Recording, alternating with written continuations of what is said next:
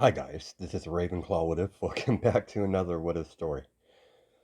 Now let's get right into this What If. After Izumi informed her team of their new mission to Metropolis, Izumi shut herself in her room to work on strategies. Jinx hasn't seen Izumi since yesterday when she told her about the mission. She got a bit worried, so she decided to check up on her in her room. When Jinx knocked on Izumi's door, she got no answer. Jinx knows Izumi never locks her door. When she opened her door, she saw Izumi basically, pacing back and forth. She could tell she's clearly stressed. Papers are all scattered all around the room. Several pictures of the main players in Metropolis are on the wall. Izumi didn't even notice Jinx come in. She's too absorbed trying to come up with several strategies. But the moment she put the Kryptonian in the mix, all her plans fell apart. She knew there would be a 90% chance when they when they begin their operation, that Superman would show up. There's a 50% chance of Lex Luthor showing up as well. Give me a second, guys. There's a lot of unknown factors, including in this mission. She has no way to hurt Superman. If she was forced to fight Superman, she's fully aware that she's fully aware of the Kryptonian's weakness. But that's rare to come across. And the people that do have it usually keep it heavily guarded. I have no choice. I'm going to have to get my hands on some of this Kryptonite. But the only people I know that would actually have this material is either Batman himself or Lex Luthor. As she says it out loud, Jinx is sitting on her bed, listening. Well, if... Give me a second, guys. Stop and pop. Well, I bet the headmaster would know where you can get some. As she finally noticed Jinx. Jinx, I didn't hear you come in. You scared me. You know you should really lock your door. I know you're probably right. You said the headmaster would probably know where I could be able to get him. Sorry, I'll be able to get some of this kryptonite. Headmaster, aka Deathstroke, is a well-known assassin. I've only met him a few times since I've been here. I don't like to be in his presence too much. The guy kind of creeps me out. If you do see him, just promise me you'll be careful. And try not to piss him off. Izumi smiles at Jinx warmly. Thanks for the warning, my friend. I need to get back to training. I'll come by later to check up on you. Don't push yourself sorry. Don't push yourself too hard. I'll see you later, Jinx. You know me. That's what I'm worried about. Relax, Izumi. I only blew myself up that one time. I just prefer not to see you in the infirmary. You almost gave me a heart attack the last time. Before they could say anything else, Izumi could hear her name being called to the headmaster's office over the intercom. I'm going to have to visit him regardless now. Just be careful, Jinx. Don't worry, I'll see you later. Izumi and Jinx walked out of the room together and went their separate ways. Jinx went back to training. Jinx's break is over. and Izumi is heading towards the headmaster's office. Izumi found herself standing in front of two big metal doors with two hive guards standing on each side of the door, guarding the headmaster. The two hive guards nod at Izumi as they open a door for her. As the door shut right behind her when she walked in, Izumi sees a huge dark room with computer screens scattered all around, and the headmaster sitting in sitting in a little chair in the middle of everything. You summon me, headmaster? Thanks for coming on such short notice. I know you're busy on preparing for a mission. I wanted to meet you for quite some time now. You have impressed me. You've always, sorry, you've impressed me. You've only been here for a short time, and you have thrived and turned the team of misfits into a respectable team under your leadership. Inko's always had an eye for talent, and your perform in your last mission was quite excellent. I suspect you will perform your next mission with the same results. This mission I gave your team will test you. You need every skill you learn here to succeed on your mission. I understand, Headmaster. I won't fail. I don't doubt that, my girl. May I speak freely, sir? Proceed. There is a 90% chance that the Kryptonian will show up.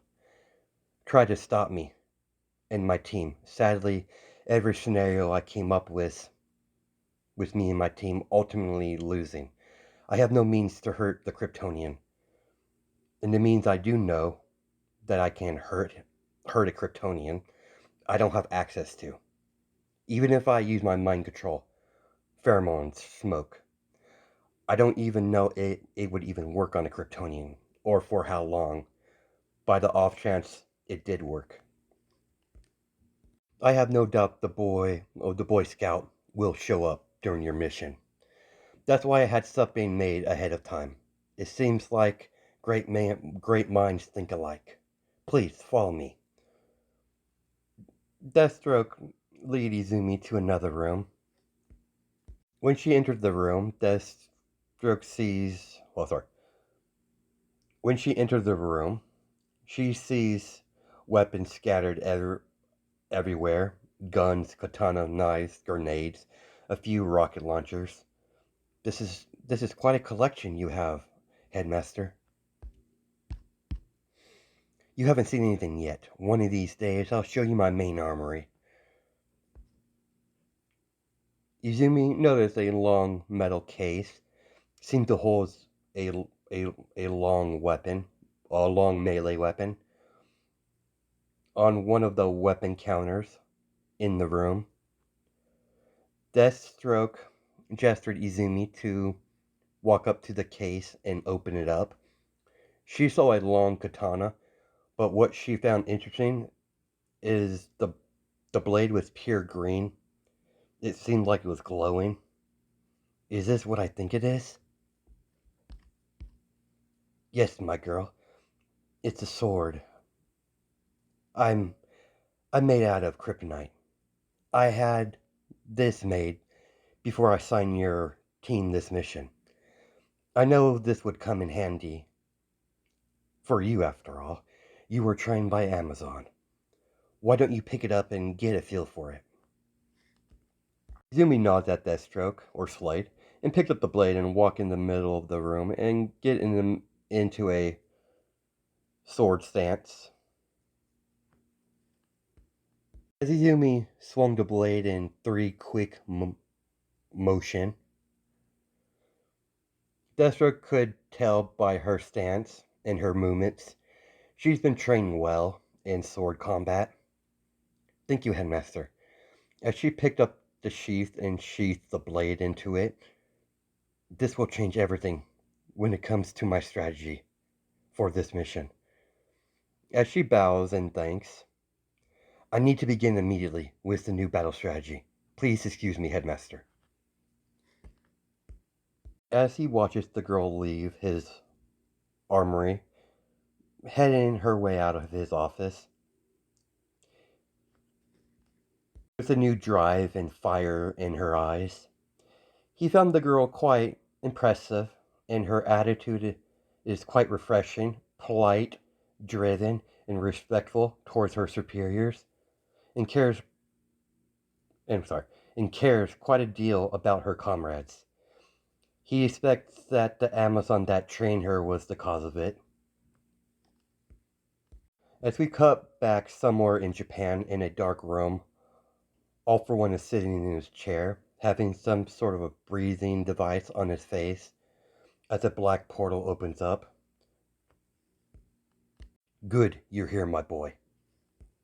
You wanted to see me, boss? I have a special mission for you, Aiko. Out of everyone from the League, you're the one I trust besides my adopted son, Shigaraki. I want you to head to America. You're to protect my daughter. According to my spies, she's going to be... Sorry, I lost my thought. My daughter's going to be on a very potential dangerous mission to Metropolis. To Metropolis. She must come... She might come face to face in a battle with Superman. I want you to make sure she comes to no harm. With pleasure, Master All for One. After hearing her, after her mission's complete, I want you to bring her here to me. I want to make this perfectly clear, Aiko. I want her unharmed. I still recall what you did the last time. I sent you to protect someone. It's not my fault. He ran his mouth too much. So I got annoyed, so I threw his throat. He still gonna badmouth my sister. He got lucky that I got to him before my sister did. You know how my little sis tends to be. I don't want excuses. Just get the job done. You might be an asset for this team. Sorry, for my organization. No matter how useful you are, your usefulness doesn't compare to my daughter's safety. Do I make myself clear? You got it, boss. Your little girl won't be harmed in any way. Is there anything else? Apparently, I have to catch a flight. No, there's nothing else. Aiko goes back through the portal to the bar to gather his things for the plane ride to America. He'll be taking one of All For One's private jets. Unfortunately, Gary is going to be going on a mission, so he won't be able to portal him to America. Luckily for Aiko, the private jet is highly advanced. He'll arrive in America the day of when Izumi is supposed to begin her mission.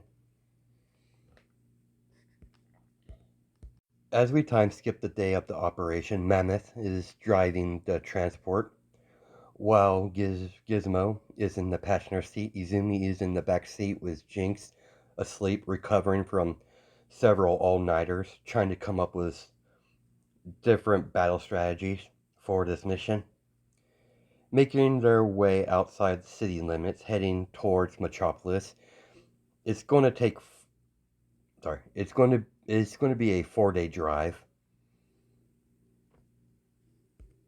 About time Izumi and her team get to Metropolis, Aiko would already be in Metropolis and staying in the shadows, waiting for the perfect time to reveal himself to Izumi. Hey, short stack, is the boss still asleep? Wish you would stop calling me that, you oversized gorilla. But yeah, she's still asleep.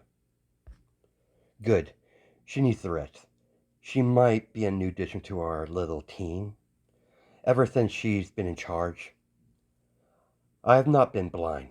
She does do a lot for us. Agreed. She'd always been nice to me. She's a lot nicer than Jinx. She'd always find the time to listen to my theories on new inventions. It's nice to have someone to keep up with my intellect. Even I know she's a lot more smarter than I am. She never once hovered it over my head. Quiet perv. If you dare wake up Izumi, I'll throw you out of this fucking vehicle. You see what I mean, Mammoth? Shut it. Despite how loud Jinx and Gizmo are being, Izumi is peacefully sleeping on Jinx's lap, resting her head on her lap, basically. She's always slept peaceful when Jinx is nearby. The only person that put her at ease like this is her sister. That's one of the many reasons Izumi treasures her friendship with Jinx. Back in Metropolis, Lex Luthor is holding a very special meeting. Lex is in his office watching several footage from Wayne Tech of a young girl with red hair. As a man comes flying through with a beard and black hair, wearing some sort of black uniform. General Zod, it's good for you to make. It was good for you to make it. I don't know what the reason you arranged this meeting. Give me one reason not to kill you, human. I'll give you one. Very well. Sorry, I'll give you one. Family. What are you getting at? I'm fully aware Superman has placed your dear wife in the Phantom Zone. I'm listening, human. If you do one simple task for me, I will personally create a device to create a portal to the Phantom Zone so you can free your dear wife. As intriguing as your offer is, I highly doubt you have the intellect to comprehend Kryptonian technology. That's where you're wrong, my Kryptonian friend. Many years ago, I acquired a ship that Superman was sent into that crash landed on Earth. I studied that ship for many years. But I do gotta admit, Kryptonian technology is quite complex. Of course, I've always liked a challenge. So what do you say? Do we have a deal? And Lex, I'll bite. What do you want me to do? According to my sources, Hive will be sending a group to acquire one of my brilliant inventions in one of my factories. I want you to crush them and bring me the one with red hair. Alive. Please. She has caught my interest. Instead of finding technology they want to steal, they'll find you waiting for them. Of course, I'll be there to watch you work. Fine, I'll do it. You better keep your end of the arrangement. People that double-cross me don't live long. Don't worry, Kryptonian. I'll keep my end of the bargain. According to my spies in Hive, they'll be arriving soon in the next few days. Give or take traffic. Here's the location of the factory they'll be hitting. I've already relocated my property to a secure location. Lex watches General Zod fly out of his window while he's sitting in his office with his fingers clenched together with both of his hands, with a smirk on his face. Nice try, Slade, but I'm about to capture your queen. All I need to do is wait. Then once I have her in my grasp, I just have to place a obedient chip in her. Then I'll have myself a very powerful weapon that can control nature himself. Back to Izumi's team. They just stopped for the night at some random hotel. They have almost arrived at Metropolis. A few more hours of driving, they'll finally be there. Aiko has landed ahead of time and set up a temporary safe house in Metropolis. He decided he's going to turn in early. Tomorrow is going to be a busy day. He expects she'll be arriving in Metropolis sometime tomorrow. Aiko decided to turn in for the night to get an early start. Tomorrow, he needs to locate Izumi and see what the daughter of All for One can do. Despite him having to protect her, he's also curious what the girl is capable of. The morning finally hit. Izumi and her team got up early to get an early start on the drive to Metropolis. A few hours later, they finally arrive. Izumi has stars in her eyes, seeing Metropolis' different skyscrapers and all the buildings. It's a total different type of feel compared to Gotham City. Even if she's excited, she's even excited to explore the city. Sorry, let's try it again. Even if she's excited to explore the city, they need to head to the safe house that they will be using while they're in Metropolis. The moment they got settled into the safe house, Izumi immediately bolted out of the front door, while Jinx is not too far behind her. Jesus, Izumi, you move pretty fast when you're excited. Sorry about that, Jinx. I just couldn't wait to explore the city. It's quite alright. I do adore that kid's side of you. I've seen that look in your eye before. When you see something new, your eyes almost sparkle. It's quite adorable. Izumi pal at that comment. Come on, let's go explore. You know that pouty face doesn't work on me. After all, I'm a master at it. Jinx wrapped her arms around Izumi as they both walked to explore Metropolis, leaving Mammoth and Gizmo back at the safe house. So, what's with that sword you brought that you left at the safe house? The headmaster gave it to me, in case the Kryptonian showed up. Let's just say I'll leave an impression on him. Izumi immediately started to giggle right afterwards. Jinx noticed that evil smirk on her face. This is not the first time she's seen this smirk on her. It's usually when she's about to do something very painful to someone. Jinx came to realize the months they've known each other, Izumi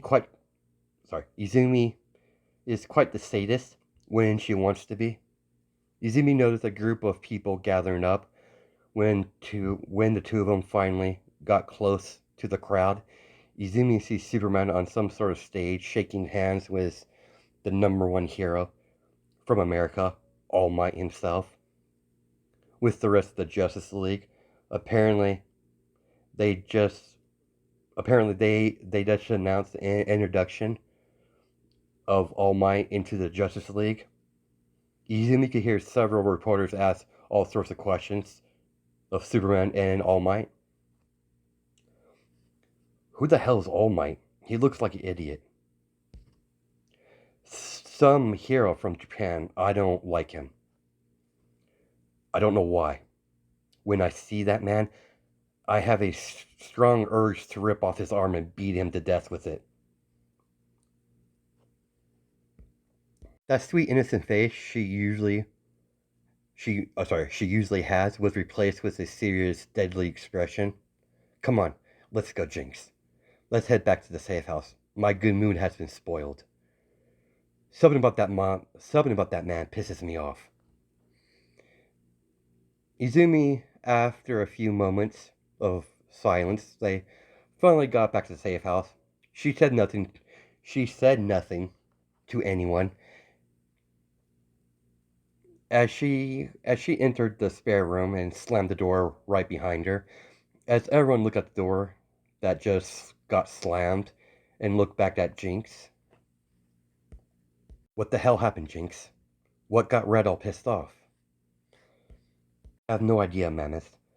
The moment she saw a hero from Japan, she just almost lost it. Oh, you mean that blonde? It's all over the television. Apparently, it's the #1 hero from Japan. That's what Izumi said. The moment she saw the hero, her mood completely changed. She got really pissed off. Me and Izumi have spent a lot of time together, and I've never seen her pissed off like that before. Just let her cool off. I'll check up on her later. Sorry. Let her cool off. I'll check on her in a few hours. Jinx waited several hours before she went into Izumi's room. As she went in, sees Izumi on the bed. You doing alright, Red? I'm fine, Jinx. I still want to brutally kill that man, but I have a leveled head now. Just wanted to be sure. I believe I came to know you very well. I'm confident. I'm confident enough to, outside of your sister, I'm the one who truly knows you. You're my best friend, Izumi, and I've never seen you that mad before, ever. Yeah, you're my best friend, too, Jinx. I don't know what came over me today. The moment I saw that man, that hero, I just lost it. But enough about him. We should probably get some sleep. We're going to start our mission tomorrow. Tomorrow night. Because of that ceremony, we're going to have to delay it. Fine, scoot over. I'm sleeping with you tonight. After all, you picked the most comfortable bed when we first got in here. Izumi and her team were unaware that their little team were being observed carefully. Aiko is on top of a building, staring down at Izumi's little safe house. So that's the little princess. Well, I gotta say, she has fire. She definitely inherited her hatred of All Might from her old man. It looked like she was about to kill the man. Sleep tight, princess. We'll meet soon enough. As he throws his can of soda off the roof, as the can fell into one of the trash cans on the street. As he begins jumping from rooftop to rooftop to get back to his safe house, he threw it off the building without even looking. The day of the operation has finally arrived. The day of the operation where they're gonna begin their operation. They finally approached the factory. They couldn't simply drive through. They had to bypass a security gate. The only way into the factory is either kill the security guard and press the button to open the gate, or the security guard has to do it himself. The moment they drive up to the security guard in his little podium, Izumi shot out pheromone spore gas, basically her gas, or smoke, basically, to put him under her control. As the guard opened the gate and let him through, they drove. Well, they drove to the back of the factory to the loading docks. Izumi found it odd that the only security personnel she found was the gate guard. It's like the factory has been abandoned. Despite getting a bad feeling about this operation, she continued on with the mission. Izumi ordered Gizmo to head back into the ordered Gizmo to hack into the loading dock doors. Clearly, Lex Corp takes security very seriously.